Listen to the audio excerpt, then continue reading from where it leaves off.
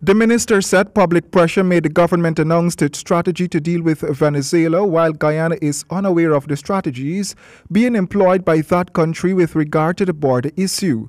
The usual number of blocks that can be issued to a company that wants to drill for oil here is 60.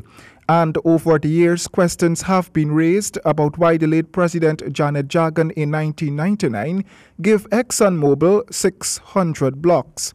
Addressing the National Assembly Sectorial Committee on Natural Resources on Friday, Mr. Trotman called the move a strategic one that will halt any aggression from Venezuela.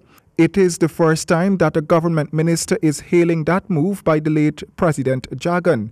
Late last year, there was a tit-for-tat between the leader of the opposition and some government functionaries over the issuance of those oil blocks. Circumstances so existed in 1999 when the then government saw it fit to give Exxon a concession from TIP, from Barima-Waini to the quarantine, and we believe, as I said, that those circumstances did not diminish or disappear in 2016. In fact, they deepened when Venezuela said that the Liza well was theirs.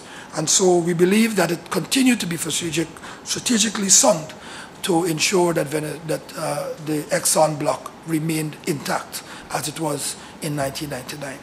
Mr. Trotman said the issue is more a national security one than an economic one. My understanding Yes. of the document or the contract, at some point in time, Exxon was supposed to release a certain amount of blocks.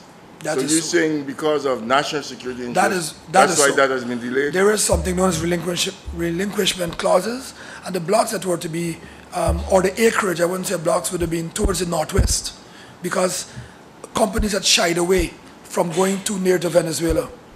Exxon itself was operating on the Liza field, and for the benefit of members, the Liza field is about 123 miles as the crow flies off the coast of Jamaica, east coast of Demerara.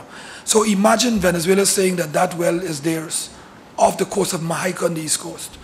Additionally, the minister told the committee that the government has given up everything with regards to the border matter with Venezuela.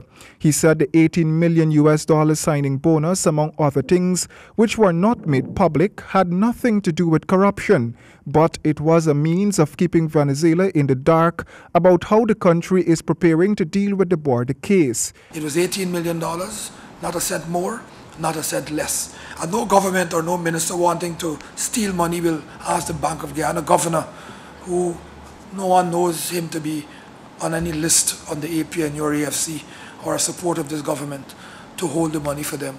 No one wanted to steal would ask the governor of the bank to be the keeper of the funds. You would put it someplace else. So we did everything by law and by the Constitution.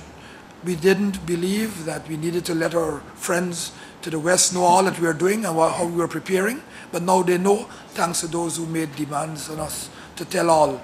We've given up everything. We don't know what Venezuela's strategy is. The United Nations Secretary General has referred the border controversy to the World Court, and the National Assembly last Friday cleared $788 million of the funds to cover the legal expenses expected to be incurred this year. Roy and James, HGP Nightly News.